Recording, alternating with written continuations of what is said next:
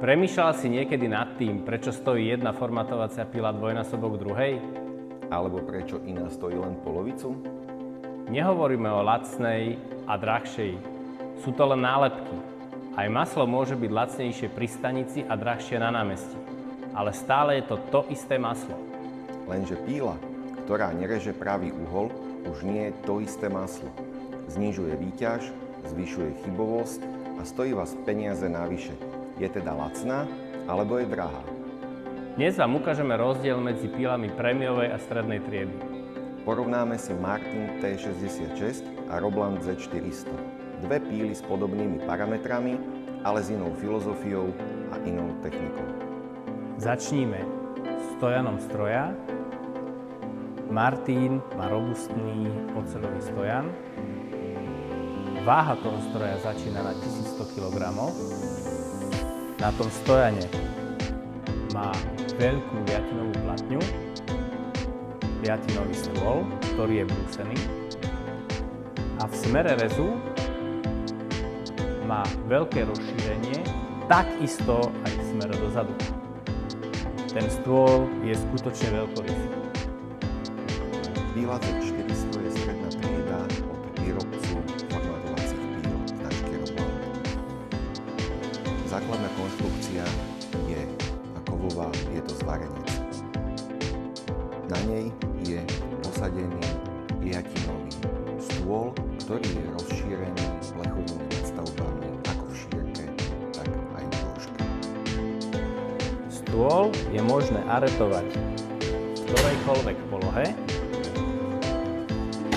čím je samozrejme oveľa jednoduchšia manipulácia hlavne s ťažkými koskami. Čo sa týka omietacích stolov, všeobecne píl, ak dochádza k jeho poškodeniu, tak na tejto strane od pílového kotúča. V prípade omietacích stolov, formatovacích píl od výrobcu Martin, táto lišta je vymeniteľná. Omietací stôl sa pohybuje po kalených lištách, prenos je cez ložiska. Ten chod je veľmi presný a na konci stola sa nachádza filcová vložka, ktorá každým pojazdom pretre a namaže tento kozný systém. Omietací stôl je z eloxovaného hliníka, ktorý je po pevnej časti stola vedený klietkovým ložiskom po vymeniteľných tyčkách. Aretácia stola je možná len v jednej polohe, a to v jeho krajnej polohe cez zarážku. Stôl je dodávaný ako jeden celok v jednom kuse v celej šírke. Tak výšku rezu, ako aj náklon pílového kotúča nastavujeme motoricky. To isté platí o predreze a ten viem nastavovať, keď mi píla beží. Nemusím ju zastavovať. Sane pílového agregátu sú vedené v liatinových vodítkach, ktoré sú bezúdržbové. Otačky pílového kotúča musíme nastavovať cez frekvenčný menič a aj ten rozbeh je veľmi plynulý a tichý.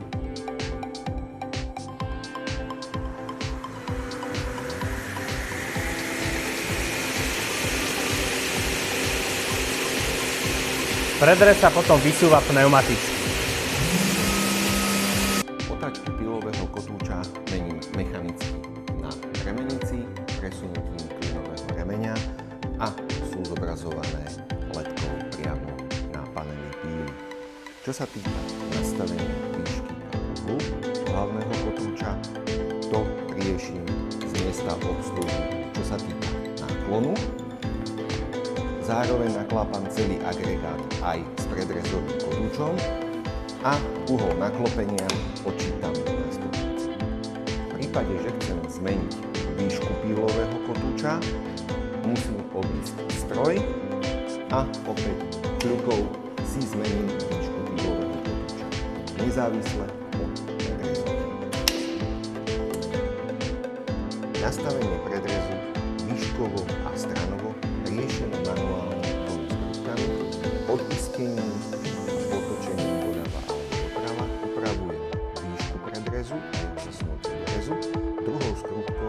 nastavujem jeho polohu vľavo, vpravo k linii hlavného plynového kotúča.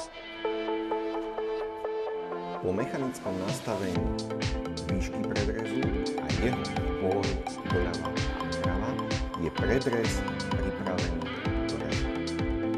V prípade, že predrez nepoužije alebo skončí s pílením, treba predrez mechanicky stiahnuť, aby ste ho náhodou nepoškodili. Výmena pílového kotúča je takisto veľmi jednoduchá. Stačí vám na to imbusák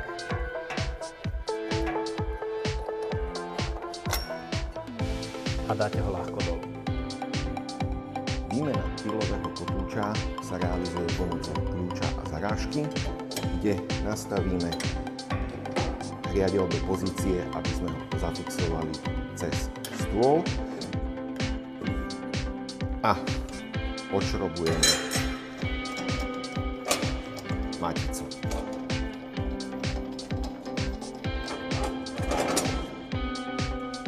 Vedenie paralelného pravítka je prostredníctvom kalených tyčí a 4 presných ložísk a ovládam ten pohyb z miesta obsluhy pomocou ručného kolesa. Nastavená miera sa mi zobrazuje na digitálnom paneli a samotné meranie tej dĺžky je pomocou magnetického pásika. Je teda nezávislá na tomto pohybe. Môžem si tu potom prepínať, či mám pravítko na ležato alebo na stojato, tie hodnoty sa mi tu automaticky menia. Keď mi pri nejakých dlhých kusoch paralelné pravítko zavadzia, tak ho jednoducho odstavím do parkovacej polohy. Paralelné pravítko sa pohybuje po mohutnej oceľovej tyči. Hodnotu môžeme odčítať jednak priamo z mierky alebo z elektronického číselníka, ktorý hodnotu sníma pomocou elektromagnetického pásika. Nastavenie pravítka a jeho aretácia je nasledovná. Odistím si hlavnú skrutku, dvihnem zaisťovaciu páčku, prestavím ho do polohy, do ktorej približne potrebujem, dotiahnem pás a dotiahnem poistku a mikrometricky ho dostavím presne na hodnotu, ktorú potrebujem. Zaistím. V prípade, že pravítko potrebujem dať z nejakého dôvodu dole, odistím skrutku, dvihnem páčku, pravítko odsuniem do svojej úplne krajnej polohy, preklopím ho a môžem ho zhodiť zo stola priamo dole. V prípade, že potrebujem rezať nízke dielce, prípadne pod uhlom, zmením si opäť polohu pravíčka na ležato, nastavím do požadovanej polohy, zaistím a na číselníku upravím kalibráciu a nastavenie odmeriavania. Priečný stôl môžem jednoducho nastaviť do ktorejkoľvek polohy. Aretujem ho len jednou rukou a jednou pákou. Nastavenie miery na priečnom pravítku je takisto jednoduché. Zaretujem si ho približne v polohe, ktorú potrebujem a potom jemne doladím a odčítam pomocou lupy. Tá je pomerne presná. V prípade potreby posunutia priečného stola uvoľním u Roblandu 2 skrutky a stôl si posuniem do polohy, do ktorej potrebujem. Následne skrutky zaistím. Priečný stôl s priečným pravítkom môže mať niekoľko variant zaražiek. Základné odmeriavanie a odčítavanie cez risku, cez lupu, cez mechanickú mierku. Nastavenie je jednoduché. Uvoľním skrutku, posuniem do polohy, nastavím pozíciu, ako potrebujem, zaaretujem. Rezať môžem na jednej alebo na druhej strane. V prípade dvojzarážkovej časti na pravítku využívam jednu lupu, druhú lupu, prípadne elektronický číselník, kde prepínam medzi jednotlivými zarážkami. Zmena pozície pravítka je jednoduchá.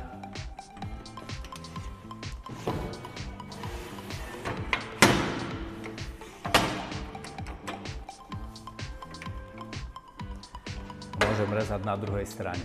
Takým istým spôsobom dokážem rýchlo nastavovať uhly.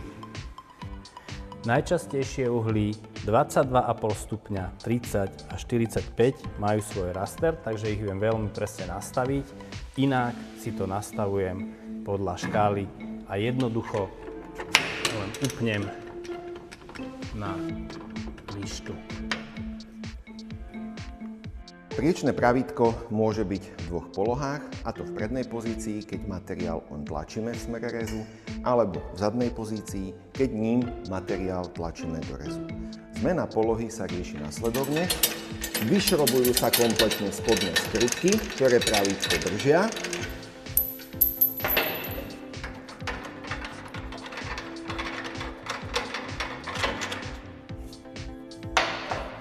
Pravítko sa posunie, aby sa vytiahlo zo zarážky.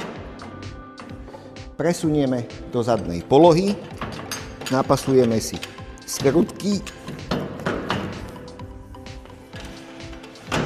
Doladíme nulový bod.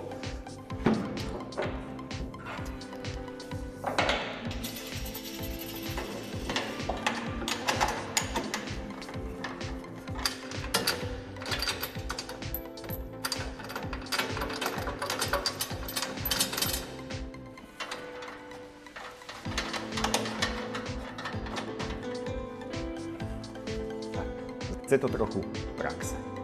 Zmena uhlu funguje nasledovne. Uvoľním skrutku, povysuniem pravítko zo základnej pozície a podľa toho, či naklapám do jednej alebo do druhej strany, využívam vhodnú stupnicu. Po nastavení uhla zaaretujem pravítko a môžem rezať. Pílový kryt môžem nastaviť v akejkoľvek polohe, môžem ho odklopiť, takisto ak mi zavadzia panel, môžem ho odklopiť. Ďalšou dobrou vecou sú nástroje, ktoré máte vždycky na stroji, takže keď potrebujete vymeniť pílový kotúč, nemusíte ich zháňať po dielni. Stroj je vybavený kalkulačkou, ktorá vám umožňuje prepočítavať si v prípade náklonu pílového kotúča a uhle nastavenom na priečnom pravítku reálnu dĺžku, ktorú musíte na doraze nastaviť.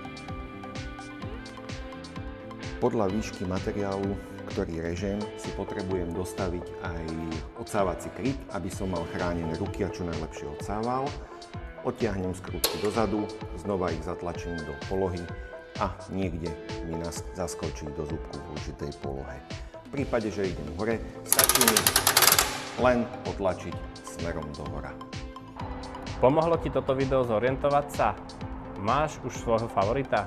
Naším cieľom nebolo hľadať víťaza, ale ukázať ti dve odlišné koncepcie formátovacích píl z rôznych cenových kategórií.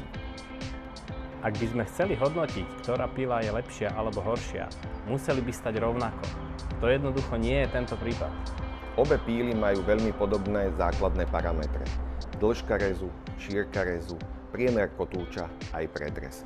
Rozdiely sa objavujú najmä v komforte obsluhy, rýchlosti nastavenia a v konštrukcii. A práve konštrukcia má veľký vplyv na to, ako dlho ti bude pila slúžiť a na aký typ práce je určená. Presne tak. Obe značky máme v teréne aj po 20 rokoch a stále fungujú. Rozdiel je v tom, že Martin je robustnejšia, ťažšia konštrukcia, určená aj na masív, ťažké kusy MDF-ky alebo plastov. Robland je ľahšia, ideálna pre menšie nábytkárske dielne a materiály ako drevotrieska či MDF. Tam je úplne doma. Takže výber nie je o tom, čo je lepšie, ale o tom, čo dáva zmysel pre tvoju výrobu. Ak máš otázky alebo chceš vidieť stroje naživo, radi ťa privítame v našom technologickom centre.